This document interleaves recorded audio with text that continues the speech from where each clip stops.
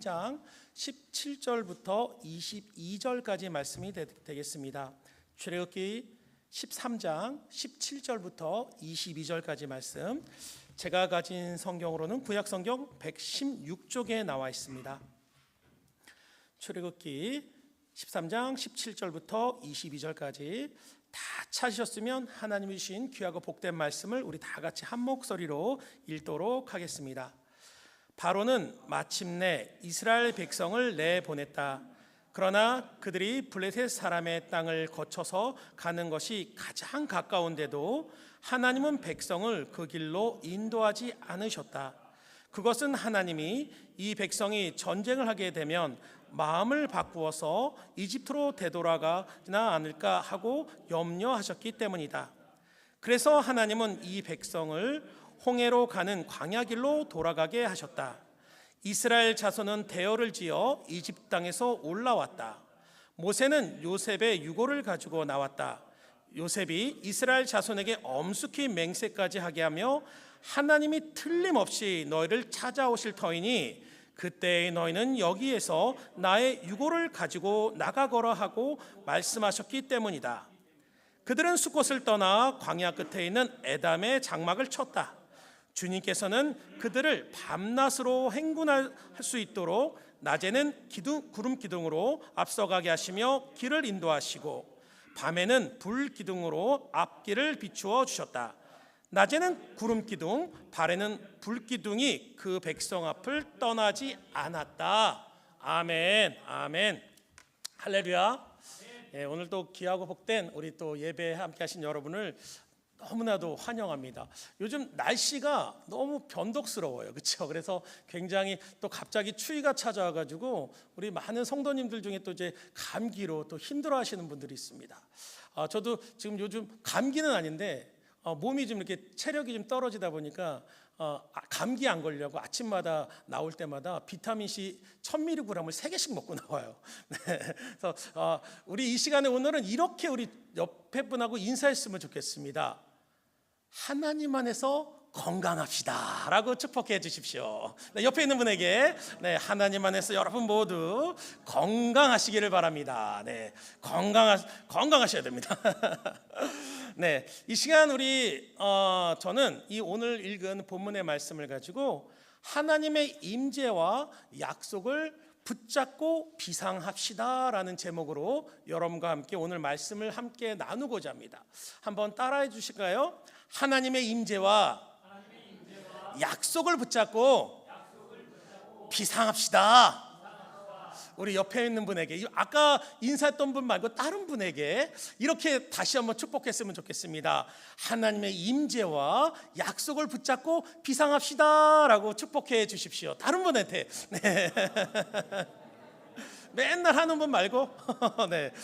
네. 그렇다고 막 돌아다니면서 하시지 않으셔도 됩니다. 네. 여러분, 우리가 그 인생을 살다 보면요, 참 힘들고 어려울 때가 참 많습니다, 그렇죠? 물론 내가 선택을 잘못해서 어려움을 겪기도 하지만 때로는 생각하지도 못했던 문제가 갑자기 생길 때도 있어요, 그렇죠? 그리고 때로는 자녀들에게 문제가 닥치고 어려움이 닥쳐갖고 그것 때문에 굉장히 힘들 때도 있습니다. 더군다나 오랜 시간이 지난 지금까지도 그 문제가 해결되거나 방법조차 알 수 없는 그런 상황에서 우리는 낙심할 때가 가끔 있습니다. 그런데 우리가 성경을 보니까요, 하나님의 비상을 소망하는 그 믿음의 성도는 그 고난의 상황을 세상의 시각만으로는 그것만으로 바라봐서는 안 된다라고 얘기를 하고 있어요. 문제가 닥칠 때 물론 근심이 쌓이지만 그 순간에 우리는 그것만 바라보지 않고 또 다른 것을 바라볼 수 있어야 된다라고 말씀하고 있다는 것입니다. 예전에 제가 읽은 책 중에 마츠스타 고노스케라는 분이 쓰신 그 일과 인생엔 불가능이 없다라는 책이 있었어요. 근데 이 마츠스타 고노스케라는 분은요, 우리가 잘 알고 있는 마츠스타 그룹의 창업자입니다. 그리고 일본에서 이분을 경영의 신이라는 그런 별칭으로 부르는 분이에요. 그래서 그가 그 책에서 자기가 이렇게 성공할 수 있었던 3가지 비결에 대해서 말씀을 하고 있는데, 여러분 잘 들으십시오. 여러분에게 이 세 가지만 있으면 여러분은 성공할 수 있습니다. 아멘. 여러분의 자녀가 성공할 수 있는 방법이에요. 잘 들어보세요. 첫 번째는 뭐냐면 그는요, 어렸을 때 그의 집안이 파산을 했대요. 그래서 어렸을 때부터 지독하게 가난해가지고 너무 힘들게 자랐답니다. 그런데 그는 그 가난 때문에 부지런함을 배웠다라고 얘기를 하고 있어요. 두 번째 성공의 비결은 뭐냐면 그 고노스케는요, 어릴 때부터 몸이 너무나 연약했다라는 거예요. 그래서 조금만 찬바람이 불어도요, 감기에 걸리고 온갖 질병을 걸렸다는 겁니다. 병을 달고 살았대요. 그런데 그가 그렇게 어렸을 때부터 몸이 연약하니까 그때부터 몸의 소중함을 느끼고 자기 몸을 잘 관리를 했다는 것입니다. 세 번째는 뭐였냐면 너무나 가난하니까 공부를 할 수가 없어갖고 그의 최종 학력이 초등학교 4학년이었대요. 그래서 그는 어떤 사람을 만나든지 항상 겸손을 배웠답니다. 겸손을 배우고 그 자기가 모르는 것을 알기 위해서 항상 책과 공부를 놓지 않았다고 합니다. 여러분 어떻습니까? 이 세 가지를 여러분 다 갖고 계십니까? 한 분도 아멘을 안 하시는 건 잘하신 겁니다. 여러분 어떻게 보면 우리가 이 세 가지는 성공의 요소가 아니라 실패의 요소가 아닐까 합니다. 너무 가난해서, 너무 내가 약해서, 내가 너무 아파서, 너무 배우지 못해서, 그래서 사람들은 이것 때문에 실패를 했다라고 말을 한다는 거예요. 그런데 마치스타 고노스케는 이게 아니다라고 얘기를 하고 있어요. 오히려 이 세 가지가 나를 성공할 수 있는 밑거름이 됐다라고 얘기를 한다는 것입니다. 그래서 여러분 사실 엄밀히 말하면요, 우리의 삶이 어려워서 우리의 삶이 무너지는 게 아니에요. 그 이유는 내 마음이 무너지기 때문입니다. 내 생각과 마음이 무너지니까 그것들이 실패의 이유들로 다가온다는 것입니다. 물론 여러분이 마츠사 고노스케라는 분은요, 예수님을 믿는 분은 아니었어요. 근데 그가 가지고 있던 강한 정신력으로 남들이 다 불행하다는 그 요소들을 성공으로 이루었다면 믿음의 성도인 우리에게는 더 크고 비교할 수 있는 놀라운 것을 가지고 있다는 것입니다. 여러분 바로 그것이 무엇일까요? 오늘 제목입니다. 바로 하나님의 임재와 약속이 우리에게 있다는 거예요. 아멘. 지금 그게 우리의 삶을 바꿀까? 그렇게 생각할지 모르지만 이 예배가 끝날 때 나갈 때는 아멘이 될 줄로 믿습니다. 간절히 성령님이 저와 여러분을 그렇게 만들어 주시기를 간절히 사모합니다. 여러분 오늘 우리가 함께 나눈 이 본문의 말씀은 이스라엘 백성이 출애굽을 해서 가나안 땅으로 가기 위해서 광야에 그 여정을 시작하는 첫 장면을 성경이 묘사하는 장면이에요. 그런데 오늘 저는 이 본문의 말씀을 보면서 두 가지가 참 궁금했습니다. 첫 번째로 궁금했던 것은 무엇이냐면 이스라엘 백성을 출애굽시킨 하나님의 목적이 무엇이었을까? 하나님은 왜 어떤 목적으로 이스라엘 백성을 가나안으로 인도하실까? 애굽에서 데리고 나오셨을까? 단순히 여러분 이스라엘 백성을 축복의 땅 가나안으로 데리고 가는 것이 하나님의 목적이었다면요, 이 길이요, 그 애굽에서 가나안 땅까지 거리가요, 제가 예전에 한번 그곳을 간 적이 있는데 차를 타고 가니까 6시간이면 갈 수 있는 거리예요. 그 인원들이 걸어간다고 쳤을 때 열흘이면 충분히 갈 수 있는 거리였다라는 거예요. 근데 열흘이면 갈 수 있는 거리를 하나님께서는 빙빙 돌고 또 돌게 하셔서 무려 몇 년을 광야에서 머물게 하시죠? 여기는 새신자들이 참 많으시군요. 40년. 무려 40년을 그 광야로 떠돌게 하셨다는 거예요. 그렇다면 하나님은 단순히 이스라엘 백성을 그 고난의 땅에 이끌어서 축복의 땅으로 이끄시는, 단순히 그 고난이 해결되는 게 하나님의 목적이 아니셨다라는 거예요. 성경을 보면 하나님의 목적은 그 고난의 과정을 통해서 그 이스라엘 백성이 참된 하나님의 축복의 백성답게 그들이 바꾸어지고 변화되는 것이 하나님의 목적이었다라는 것입니다. 여러분 사실은요, 제가 성경을 보니까, 저희 짧은 성경의 지식으로 보니까 하나님은요 우리의 문제에 별로 그렇게 크게 관심이 없으신 것 같아요. 지금 우리가 그만 절박하게 붙들고 그 문제를요, 하나님은 그렇게 심각하게 받아들이지 않으세요. 왜 그런지 아십니까 여러분?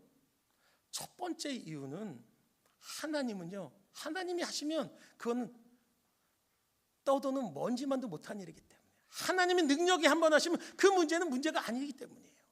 두 번째 이유가 중요한데, 그 이유는 뭐냐면, 만약에 지금 내게 있는 그 문제가 해결이 되고 질병이 치유된대요. 그러면 여러분 그 이후부터는 문제가 없을까요? 반드시 문제가 또 생깁니다.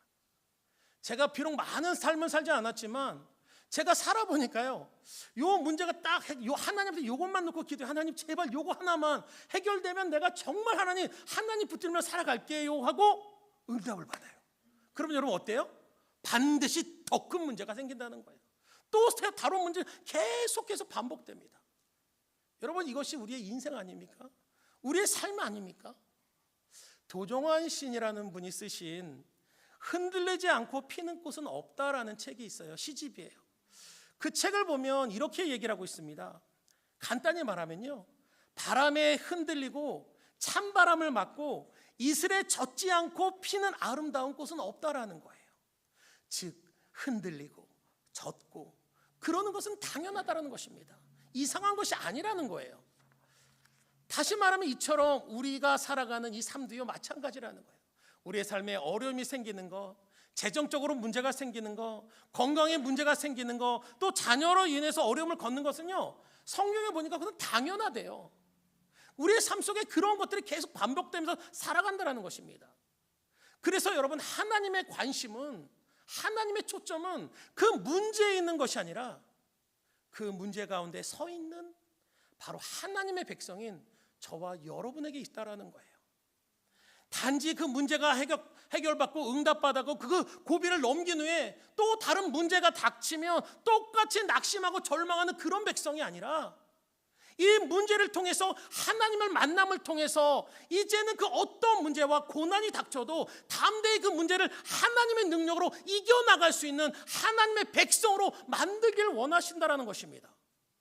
바로 이것이 하나님께서 이스라엘 백성을 40년 동안 광야에서 훈련시키신 목적이었다는 것입니다.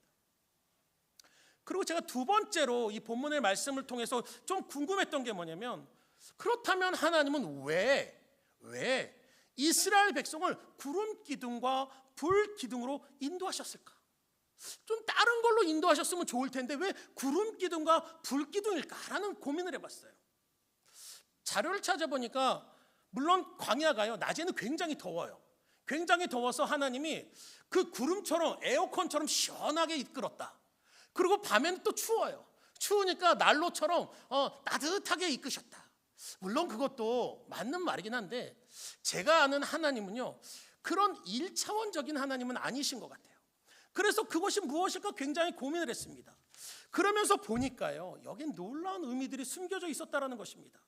먼저 이 기둥이란 단어를 보면요, 우리가 기둥, 구름 기둥, 불 기둥 두 개가 있었다고 생각하시는 분들이 많은데, 사실은 이 기둥은 두 개가 아니라 하나입니다.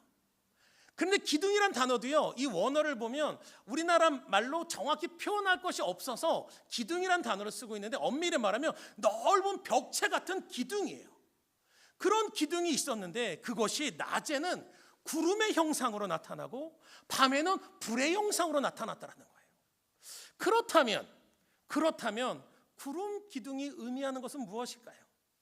결론부터 말씀드리면, 여러분 저는 참 좋은 목사 같습니다. 빈빈 돌려서 얘기하지 않고 결론부터, 조시는 분들을 위해서 결론부터 말씀드립니다. 결론부터 말씀드리면 그것은 하나님의 임재를 상징합니다. 한번 따라 하실까요? 하나님의 임재를 상징한다. 여러분 출애굽기 40장을 보면요, 이스라엘 백성이 하나님의 성막을 져요. 성막을 짓고 그 앞에 지성소를 세우고 그것을 하나님께 이제 봉헌을 하는 장면이 출애굽기 40장에 나오는데, 40장 34절 35절을 보면 이렇게 말씀을 합니다. 출애굽기 40장 34절 35절 말씀. 그때 구름이 회막을 덮고 주님의 영광이 성막에 가득 찼다. 모세는 회막에 구름이 머물고 주님의 영광이 성막에 가득 찼으므로 거기에 들어갈 수 없었다. 자막이 안 나오나요? 네. 자막 안 나오나요? 네. 네. 다시 한번 보겠습니다. 네. 우리 새로운 말씀처럼 다 같이 읽을까요? 그때 구름이 회막을 덮고 주님의 영광이 성막에 가득 찼다. 모세는 회막에 구름이 머물고 주님의 영광이 성막에 가득 찼으므로 거기에 들어갈 수 없었다. 여러분, 여기서 이 구름이란 단어가요, 그 하나님의 임재를 구름에 표현하고 있는데, 이 구름이란 단어와 정확히 똑같은 단어가요, 구름 기둥할 때 구름이란 단어예요.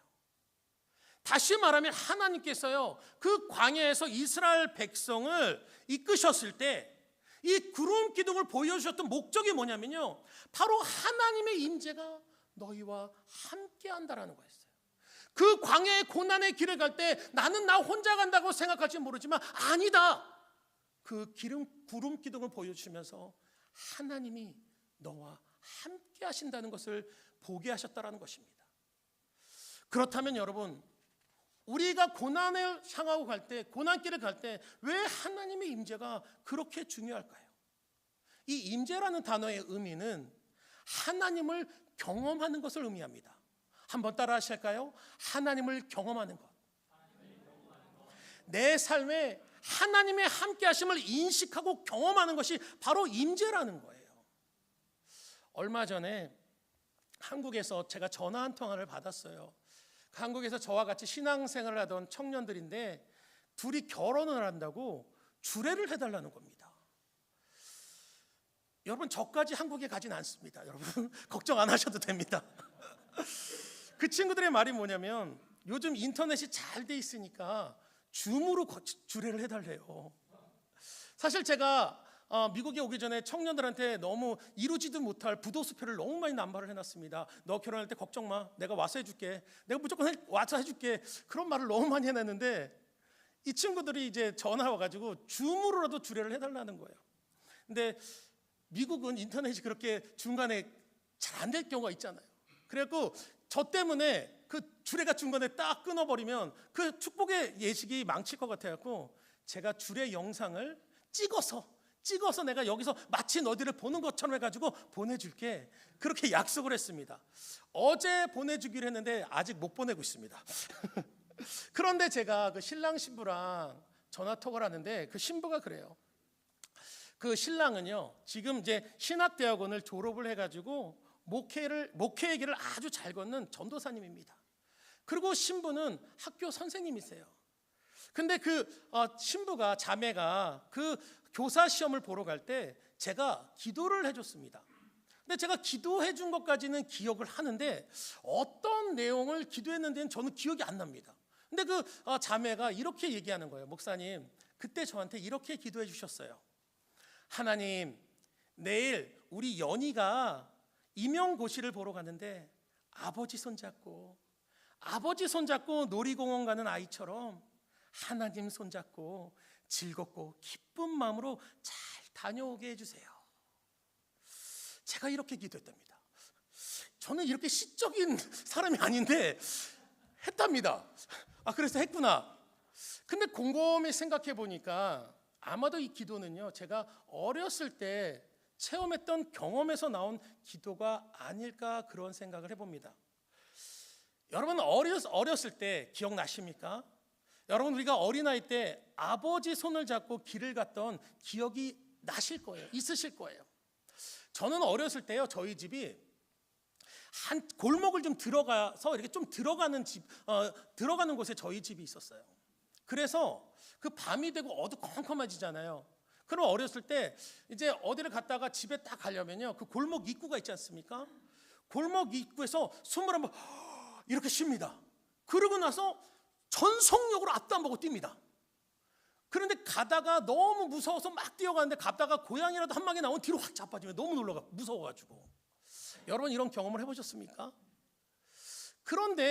그런데요, 아주 그 길을 가는데 편안한 마음으로 아무 걱정 없이 고양이가 나타나요. 아이, 고양이네 하고 편안한 마음으로 갈 때가 있어요.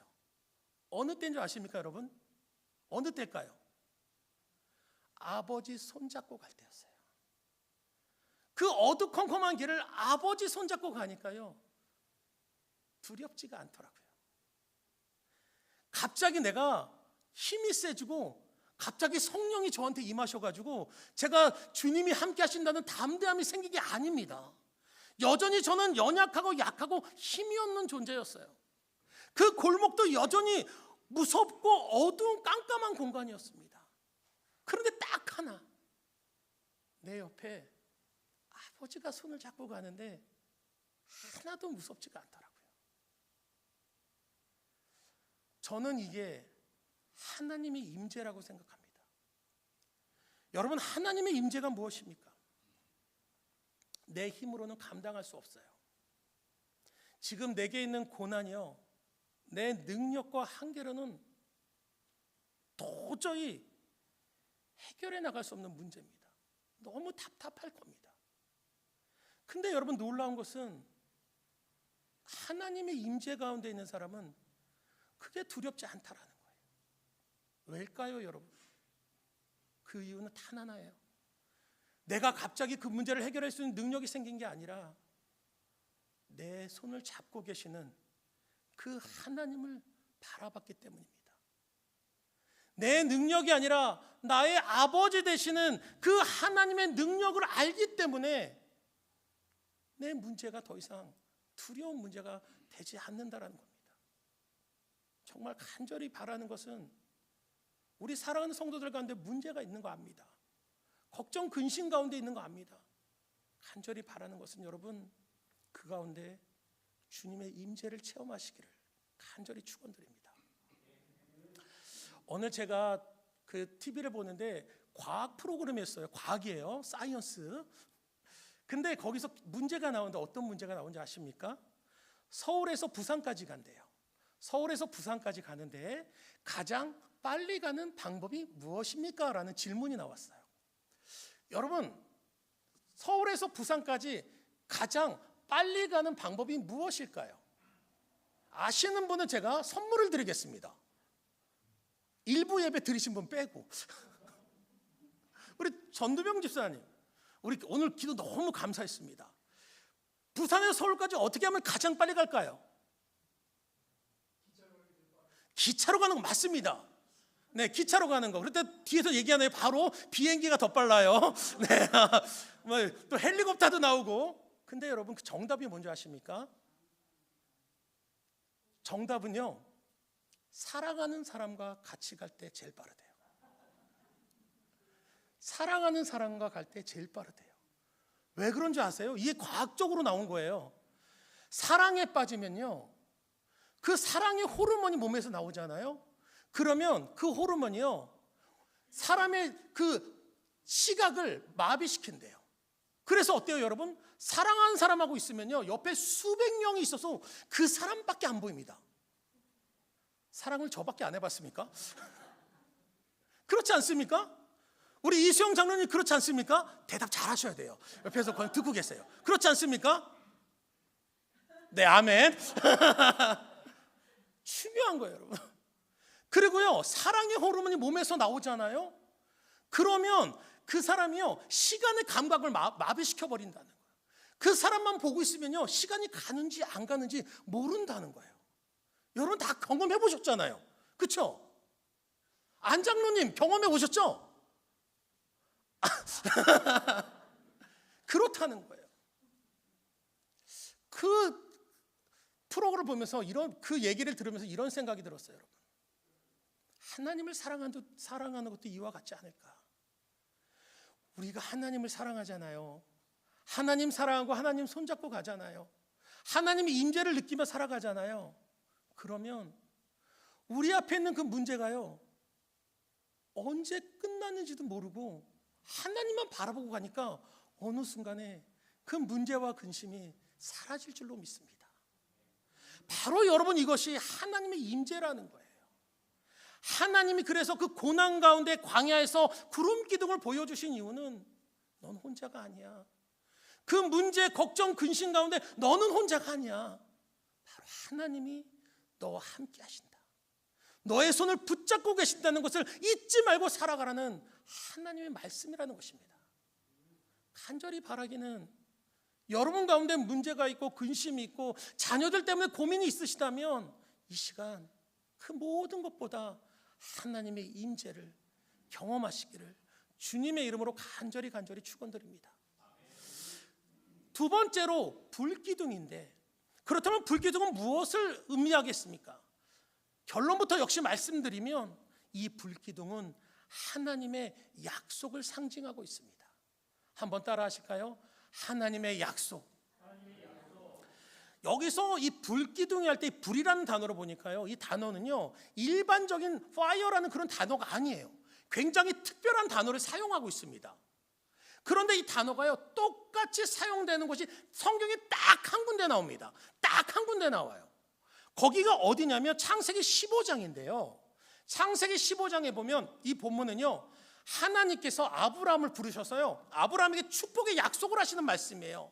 아브라함을 불러서 말씀하세요. 아브라함아, 이제 나는 너의 하나님이 되고 너는 내 백성이 되자. 내가 너에게 복에 복을 더하리니 너의 자손이 하늘의 별과 같이 많을 것이요 너는 복의 근원이 되리라 라고 선포하신 부분이 이 창세기 15장이라는 거예요. 그러면서 하나님이 이 약속의 상징으로 제단을 쌓고 거기서 아브라함과 언약을 맺으시는 장면이 나오는데요 17절에 보니까 이렇게 말씀하세요. 17절에 우리 다 같이 읽어볼까요? 해가 지고 어둠이 짙게 깔리니 연기가 나는 화덕과 타오르는 횃불이 갑자기 나타나서 쪼개놓은 희생 제물 사이로 지나갔다. 여러분, 여기서 그 약속의 하나님, 언약의 하나님을 뭐라고 표현하고 있습니까? 타는 횃불이래요. 하나님이 타는 횃불이래요. 그런데 여기서 타는 횃불이라는 단어가요 정확히 불기둥의 불자랑 똑같은 단어를 사용하고 있다는 것입니다. 하나님께서 그 광야 가운데 있는 이스라엘 백성에게 불기둥을 보여주신 목적은 뭐냐면요 바로 하나님의 임재 가운데 하나님이 주신 약속을 붙들며 살아가라는 거예요. 그 약속을 붙들며 살아갈 때 하나님이 반드시 하나님이 약속하신 가나안 땅으로 들어가게 해주시겠다는 약속의 선포인 것입니다. 그러므로 여러분, 우리는 하나님의 약속을 붙잡는 믿음의 성도가 되어야 됩니다. 여러분, 우리가 왜 복된 사람인 줄 아십니까? 그 이유는 단 하나예요. 우리가 하나님의 약속을 붙잡는 사람이기 때문이라는 것입니다. 그래서 여러분, 이 하나님의 약속을 붙잡는 사람은요 어떤 문제가 와도요 걱정이 되질 않아요. 왜 그런지 아십니까 여러분? 여러분, 우리가 축구 좋아하시죠? 우리 남성분들 야구 좋아하시고 풋볼 좋아하시고, 또 우리가 또 때로는 운동 경기를 좋아하지 않는 분들도 올림픽이나 그런데 경기를 보면 우리나라가 꼭 이겼으면 간절함이 있잖아요. 그런 조바심을 가지고 경기를 보잖아요. 그런데 언제는요 그 경기가 다 끝나고 TV에서 재방송을 할 때가 있어요. 그 결과를 다 알고 재방송을 할 때. 근데 그 경기를 보면서 재방송을 보면서 마음이 조마조마하는 사람은 없습니다. 왜 없을까요 여러분? 그렇죠, 이미 그 결과를 다 알고 있기 때문이에요. 바로 하나님의 약속을 붙잡고 살아가는 성도가 이와 같다라는 것입니다. 내 삶의 고난과 역경과 문제가 닥치잖아요. 도저히 나의 힘으로 감당할 수 없을지라도 중요한 것은 하나님의 약속을 붙잡고 사는 사람은 그 결과를 알고 있다는 것입니다. 비록 나에게 문제와 근심이 있다 할지라도 하나님은 이것을 통해서 반드시 하나님의 선한 계획으로 이끌어 가신다는 그 결과를 알고 있기 때문에 우리는 어떤 문제가 닥쳐도 두려워하지 않을 수 있는 것이 바로 하나님의 약속이 저와 여러분에게 있기 때문이라는 것입니다. 그렇다면 여러분 어떤 약속을 붙들고 계십니까? 어떤 분은 그래요. 목사님, 저는 하나님이 약속을 안 주신 것 같은데. 아니에요 여러분. 우리가 예수님을 그리스도로 고백한 순간부터 하나님 우리에게 이미 약속을 주셨습니다. 아멘. 그 약속이 뭔지 아십니까? 바로 이 성경 말씀이에요. 이 말씀이에요. 이 말씀의 모든 약속을 우리에게 이미 허락하셨다는 겁니다. 아브라함에게 허락하셨던 것처럼 이미 저와 여러분에게 이 약속의 말씀을 허락했대요. 그래서 여러분, 우리가 보면 구약과 신약이라고 얘기하잖아요. 거기서 약자가 무슨 약자인 줄 아세요? 약속 약자예요. 약속으로 주신 말씀이라는 것입니다. 그래도 아직 못 받은 분이 계십니까? 제가 사드릴까요? 이거 50불이면 제가 사드릴 수 있습니다. 여러분 기억하십시오. 우리는 약속받은 백성이에요. 그래서 우리가 고난이 닥칠 때 말씀을 묵상해야 되는 이유가 바로 거기 있다라는 것입니다. 삶의 순간순간마다 그 하나님의 약속을 붙잡으면서 바라보면서 읽으면서 다시 일어나고 힘을 얻고 회복할 수 있는 능력이 바로 이 하나님의 약속의 말씀 가운데 있다는 것입니다. 여러분, 하나님은요, 그가 하신 말씀을 반드시 이루십니다. 아멘. 민수기 23장 19절에 보니까 이렇게 말씀하고 있어요. 민수기 23장 19절에 하나님은 사람이 아니시다. 거짓말을 하지 아니하신다. 사람의 아들이 아니시니 변덕을 부리시도 아니하신다. 어찌 말씀하신 대로 하지 아니하시랴. 어찌 약속하신 것을 이루지 아니하시랴. 바로 하나님은 하나님이 말씀하신 것을 반드시 이루시고 하나님께 반드시 말씀하신 것을 성취해 나가신다라는 거예요. 그런데 제가 이 말씀을 보면서 이 하나님의 약속의 응답에는요, 한 가지 반드시 규칙이 있어요. 패턴이 있어요. 그것은 뭐냐면요, 가장 먼저 하나님은요, 하나님의 약속을 우리에게 주십니다. 그 약속을 주시고요, 우리가 그 약속을 믿고 붙잡을 때, 그 약속을 붙잡고 나갈 때 그때부터 하나님은 응답의 역사가 그때부터 시작된다라는 거예요. 이것이 하나님의 응답의 방법입니다. 그래서 여러분, 우리가 이 세상을 살아갈 때 그 하나님의 약속을 붙잡고 사는 것이 그렇게 중요하고 소중하다는 것입니다. 로마서 4장 18절부터 22절의 말씀을 보니까 이렇게 말씀하고 있어요. 아브라함에 대한 말씀인데요, 아브라함이 바랄 수 없는 중에 바라고 믿었으며 이는 내 후손이 이와 같으리라 하신 말씀대로 많은 민족의 조상이 되게 하려 하심이라. 그가 100세나 되어 자기 몸이 죽은 것 같고 사라의 태가 죽은 것 같음을 알고도, 그것을 알고도 믿음이 어떻게 됐대요? 약하여지지 아니했대요. 믿음이 없어 하나님의 약속을 뭐하지 않았다? 의심하지 않고 믿음으로 견고해져서 하나님께 영광을 돌리며 약속하니 그것을 또한 능히 이루실 줄을 확신하였으니 그러므로 그것을 그에게 뭐로 여기셨다? 의로 여기셨대요. 여러분, 이 말씀이 뭘까요? 하나님이 그냥 아브라함에게 그냥 주신 게 아니래요. 하나님이 약속을 먼저 주셨대요. 약속을 주셨는데 그 약속을 주고 아무것도 이루어지지 않고 있습니다. 그러니까 어때요? 시간만 지나는 거예요. 아브라함이 시간 지나 보니까 자신은 자식을 낳을 수 없는 나이에 이르고 그 아내 사라는 아이를 낳을 수 없는 그 몸이 되었습니다. 그런데 중요한 게 있어요. 놀라운 게 있어요. 그게 뭡니까? 아브라함은요, 그 세상의 모든 수단과 방법이 다 끊어진 상황에서도 그래도 하나님의 약속을 믿었다라는 것입니다. 끝까지 그 약속을 붙잡았대래요. 그러니까 하나님이 그것을 보시고 그 약속을 끝까지 붙잡는 그 아브라함의 모습을 보시고 그것을 뭐로 여기셨다? 의로 여기셨다. 의로 여기시고 하나님의 약속을 성취시켜 주셨다라는 것입니다. 여러분, 이것이 중요해요. 여러분, 우리가 가진 것이 없어도 됩니다. 재능이 없어도 돼요. 능력이 없어도 됩니다. 나이가 많고 적음의 문제가 아닙니다. 우리는 딱 한 가지를 반드시 붙들고 살아가는 것이 있어야 된다는 거예요. 그게 무엇입니까? 바로 하나님의 약속이라는 거예요. 그 약속을, 그 말씀을 우리가 하나님 앞에 아멘으로 나가면 하나님의 역사에 나갈 줄 믿습니다. 고린도후서 1장 20절에 보니까 이렇게 말씀해요. 고린도후서 1장 20절에 하나님의 모든 약속은 그리스도 안에서 예하면 된대요. 예하면 된대요. 그러므로 그리스도로 말미암아 우리는 아멘하면 하나님의 영광이 나타난대요. 아멘. 바로 여러분이 했습니다. 하나님의 약속이 선포되면요, 하나님 말씀이 선포되면요, 내 생각으로 그것이 안 될 것 같아요. 내 환경으로는 그건 도저히 불가능할지라도 그럼에도 불구하고 우리가 믿음으로 아멘 하고 선포하면 하나님의 영광이 나타난대요. 여러분, 저는 이 말을 묵상하면서 굉장히 놀랐던 이유가 뭐냐면요, 저는 제가 뭔가를 하나님께 이루어가지고 그 이루어지는 일을 통해서 하나님의 영광을 받는 줄 알았는데요, 오늘 이 고린도후서 1장 20절의 말씀 뭐라고 해요? 우리가 아멘하는 그 순간, 아멘하는 그 순간 이미 하나님은 영광을 받으신대요. 아멘하신 분 정말 축복받을 줄 믿습니다.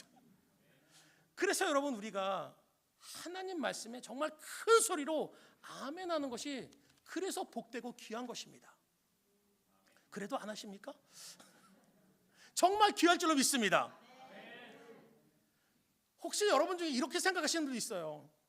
그 말 한마디가 뭐 아멘 한번 크게 한다고 그게 크게 대단한가, 그렇게 생각할지도 모르는데요, 여러분, 그건 여러분의 생각이에요. 하나님의 생각이 아니시더라고요. 성경은 그렇게 말씀하고 있지 않더라고요. 잠언 6장 2절을 보니까요, 이렇게 말씀하고 있어요. 잠언 6장 2절에 내가 한 그 말에 내가 걸려들고, 내가 한 그 말에 내가 어떻게 된다? 잡힌대요. 우리가 걸려들고 잡히는 모든 것이 무엇으로 시작한대요? 그 말로 시작한다라는 것입니다. 그래서 여러분, 그 말의 한마디의 고백이 우리의 삶을 결정짓는 중요한 열쇠가 된다는 것을 여러분 결코 잊지 마시기 바랍니다.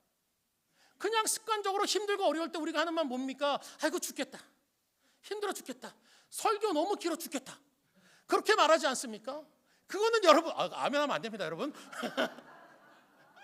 그것은 여러분 하나님의 약속을 붙잡는 사람의 모습이 아니라는 거예요. 여러분, 삶의 위기가 닥치고 어려움이 닥칠 때 죽겠다 하면요, 정말 죽어요 여러분. 그래서 어느 목사님이 이렇게 얘기하시더라고요. 죽겠다, 그게 여기까지 올라오잖아요. 그러면 죽겠다 하지 말고 죽게 있다, 그렇게 얘기하래요. 죽게 있다 그렇게 얘기를 하래요. 우리 옆에 있는 분에게 그렇게 얘기해 주세요. 죽게 있다. 네, 당신 때문에 죽게 있다. 네. 그렇습니다 여러분. 정말 여러분 힘들면 정말 죽을까요? 정말 우리를 힘들게 하는 그 많은 요소들이 다 없어지면 여러분 정말 행복하시겠습니까? 그렇다면 여러분, 정말 우리를 힘들게 하는 그 남편이 없어졌어요. 어떤 분은 일부 때 아멘 해가지고 제가 당황을 했습니다. 그 바가지를 잔소리를 하는 그 아내가 사라졌어요. 나를 힘들게 해주고 아무것도 해준 부모가 없어요. 나를 속썩이는 그 자녀들 다 어디 갔는지 안 보여요. 나를 고생하게 하고 짜증나게 하고 힘들게 했던 직장도 없어져 버렸어요. 여러분, 이제 행복합니까? 아니죠. 행복하지 않습니다. 자꾸만 죽겠다고 하니까 그러니까 힘든 거예요 여러분. 여러분, 우리가 살펴보고는 이 출애굽의 모습에서 이스라엘 백성이 왜 가나안 땅으로 들어가지 못했을까요? 그 이유는요 여러분, 단 하나였어요. 그들의 불평과 불만이었다, 원망 때문이었다라는 겁니다. 여러분, 우리가 성경을 보면요, 광야에서 그들이 재질 것이 뭐가 있어요? 여러분 보세요. 그 광야에 뭐 돈이 있습니까? 아니면 라스베가스처럼 이걸 할 수가 있습니까? 아무것도 없는 그 상황에서 이스라엘 백성이 뭘 할 수 있겠어요? 또 고정된 자리에 있습니까? 계속해서 텐트를 치면서 떠돌이 생활을 하는데 그들이 재질 게 뭐가 있어요? 문제는 단 하나였다는 거예요. 그들의 입, 요 입에 있었습니다. 매일 입은 살아 있어 갖고 그냥 매일 만나를 먹고 구름 기둥과 불 기둥을 바라보면서도 계속해서 쫑알거리면서 힘들어 죽겠네, 목말라 죽겠네, 더워서 죽겠네, 고기 먹고 싶어서 죽겠네, 계속 이렇게 죽겠네 하니까 결과가 어떻게 돼요? 광야에서 다 죽어버리잖아요. 그게 말이라는 거예요. 그래서 사도 바울은 뭐라고 얘기했습니까? 하나님의 말씀이 약속이 선포될 때 믿음의 백성은 그 상황을 보면서 안 됩니다, 못합니다가 아니라 아멘, 네 하겠습니다 하면서 아멘으로 그 말씀을 붙잡으라는 것입니다. 힘들고 어려울 때 그 상황과 환경이 아니라 하나님의 약속을 아멘으로 고백할 때 하나님은 그 가운데 역사에 나가실 줄 믿습니다. 아멘. 바로 여러분 기억하십시오. 하나님은 우리의 입술에 열매를 주시는 분입니다. 그렇다면 우리가 여러분 이렇게 힘들고 어려울 때 어떻게 해야 됩니까? 바로 우리는요, 하나님이 복을 주실 수 있는 말을 계속해서 해야 돼요. 복 주시는 말을 해야 돼요. 자녀가 공부를 안 해요. 그러면 이렇게 축복해 줘야 됩니다. 그래, 아빠는 네가 공부를 너무 못해서 기뻐. 저도 참 주여라고까지야. 그러나 아빠는 믿어. 하나님이 널 크게 쓰실 거야. 정말 너를 통해서 하나님이 정말 살아계심이 막 드러날 거야. 그런 축복의 말을 해야 된다는 거예요. 여러분, 우리는 하나님의 열매를 맺는 말을 해야 됩니다. 만약에 하나님이 내 입에서 말하는 대로 해주신다면, 지금 내가 입으로 말하는 그것을 하나님이 그대로 해주신다면 어떻게 될까? 그것을 우리는 항상 생각하고 기대하고 소망하면서 우리의 입술을 고백할 수 있어야 된다는 거예요. 그런데 우리는 어떻습니까? 이 하나님의 약속보다는요, 돈이 더 있으면 좋겠어요. 건강했으면 좋겠어요. 내 자식들이, 자녀들이 공부를 잘해서 출세를 하면 걱정 근심이 없이 행복해질 것 같아요. 솔직히 여러분 그렇지 않습니까? 우리 자녀가 교회에 와서 열심히 신앙생활하는 것보다 학교에서 공부를, 성적을 더 잘 받는 게 솔직히 부모는 마음이 더 뿌듯하지 않습니까? 저만 그렇군요, 여러분. 제 믿음이 부족합니다. 근데 여러분, 노벨 문학상을 받은 버나드 쇼라는 분이 이런 글을 쓰셨어요. 인간에게는 실망의 두 가지가 있는데, 인간이 실망하는 두 가지가 있는데, 하나는 실패를 해서 오는 실망이 있고, 또 다른 하나는 성공을 해서 오는 실망이 있다. 그런데 정말 무서운 것은 성공하였을 때 오는 실망이다. 이것이 무엇을 얘기할까요? 많은 사람들이 돈만 있으면 행복할 것 같대요. 그래서 평생을 열심히 일을 합니다. 그래서 정말 그 열심히 일한 대가로 돈을 많이 모아요. 부귀 영화를 누리게 됩니다. 그것을 다 갖게 돼요. 그런데 문제는 그것을 다 얻고 보니까 행복하지가 않아요. 이런 얘기들을 여러분 주변에서 수없이 듣지 않습니까? 내가 돈만 있으면 행복할 것 같아서 그것을 해서 달려가는데 결과로 그걸 다 얻고 보니까 행복하지 않아요. 그때 밀려오는 그 실망은요, 여러분, 결코 회복할 수 없다라는 거예요. 자신이 지금까지 살아온 헛된 삶, 그 허무한 삶을 바라볼 때 그 삶은 회복할 수 없는 그 실망으로 무너질 수밖에 없다라는 것입니다. 그래서 그것이 무서운 것이라는 거예요. 그러면 여러분, 우리가 이 세상을 살아갈 때 정말 붙잡아야 될 것이 무엇입니까? 그것은 바로 하나님의 약속임을 여러분 기억하십시오. 하나님의 말씀임을 기억하시길 바랍니다. 어느 목사님이 계셨는데요, 이 목사님은요, 교회만 갔다 오면 상처를 받아요. 성도님들이 이렇게 하시는 말씀을 들을 때마다, 또 주일 예배를 딱 끝나고 내려와서 교인들이 그 말하는 그 평가와 말을 들을 때마다 그게 가슴에 푹푹 찌르는 거예요. 그래서 그 모습을 사모님이 옆에서 보니까 너무 목사님이 애처로워요. 뭐 사람들 앞에서는 아무렇지 않게 딱 하지만 집에 돌아가면요, 저희 아내는 압니다. 저희 아내는 압니다. 그 목사님은 더 심했어요. 집에 돌아갔어요. 밥 한 숟갈 못 먹는 거예요. 잠도 제대로 못 자요. 왜? 그 성도의 한마디 때문에 너무 힘들어하는 거예요. 그러자 그 사모님이 어느 날 그 모습을 보다 너무 못해갖고 이렇게 얘기를 했다고 그래요. 여보, 당신은 사람들의 말에는 그렇게 민감하게 반응을 하면서 왜 하나님의 말씀에는 민감하게 반응하지 못하고 무감각해요? 왜 하나님의 약속은 기억하지 못해요? 그렇게 얘기를 했대요. 그러자 그 목사님이요, 순간 자존심 때문에 그 앞에서는 표현을 못했지만 너무 그 말을 듣고 충격을 받으셨다는 거예요. 그래갖고 그 며칠 동안 교회 가서 기도를 하면서 고민을 하고 생각하는데, 내가 사람의 말에는 그렇게 흔들리고 반응을 하는데 하나님 말씀에는 그렇게 반응하며 살지 못했구나라는 것을 깨닫게 됐대요.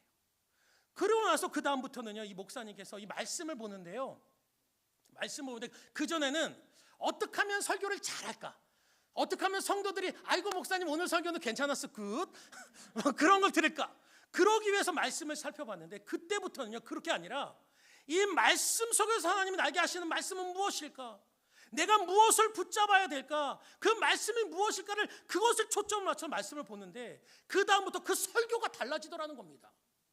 그리고 그렇게 말씀을 보니까 하나님 말씀에 반응을 하니까 하나님의 약속이 들려오는데요, 그렇게 되니까 그 다음부터는 삶에 오는 문제가 다르게 느껴지다는 거예요.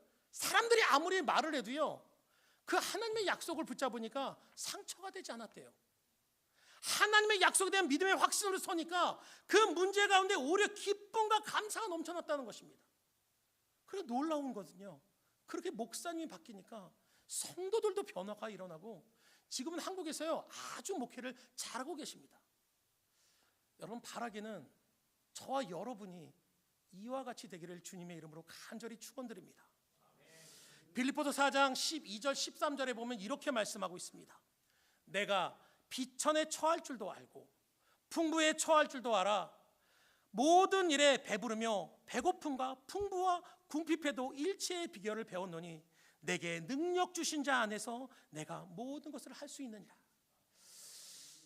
여러분, 저는 평소에 이 말씀을 묵상하면서 제가 잘못 알고 있었던 게 있더라고요. 그것은 뭐냐면요, 내가 배고픔과 부유함과 풍요와 궁핍을 이것을 모든 것을 이 상황에서 감사할 수 있는 것은요, 하나님이 내게 능력을 주시면 그렇게 할 수 있다라고 생각했어요. 그런데 오늘 본문의 말씀을 보면요, 이거를 원어로 보면요 전혀 그런 내용이 아니더라고요. 능력은요 내 게 아니에요. 능력은 오직 하나님 겁니다.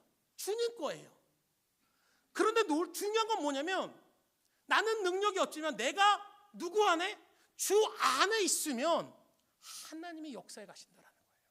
하나님의 능력이 역사에 나간다는 거예요. 내게 능력이 부어지는 게 아니라 나는 온전히 하나님 안에만 있으면, 주 안에만 있으면 그 다음부터는 하나님의 역사에 나가신다라는 것입니다. 아멘.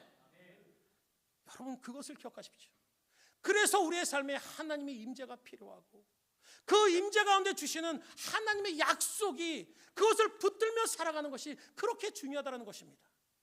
그러므로 간절히 바라는 것은, 여러분 삶에 문제가 있고 걱정과 근심이 있다면 오늘 이 자리에 주님의 임재를 경험하시기 바랍니다.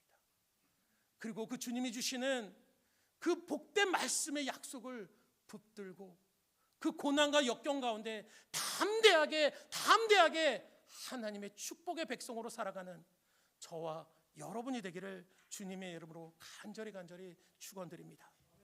이 시간 우리 하나님 앞에 찬양하며 결단하며 나가길 원합니다.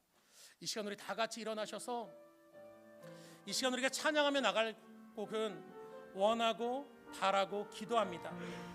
이 가사의 내용은 이렇습니다. 이 세상을 살아가는 동안에 나의 힘을 의지할 수 없습니다. 내가 기도하고 낙심하지 않는 것은 바로 주님이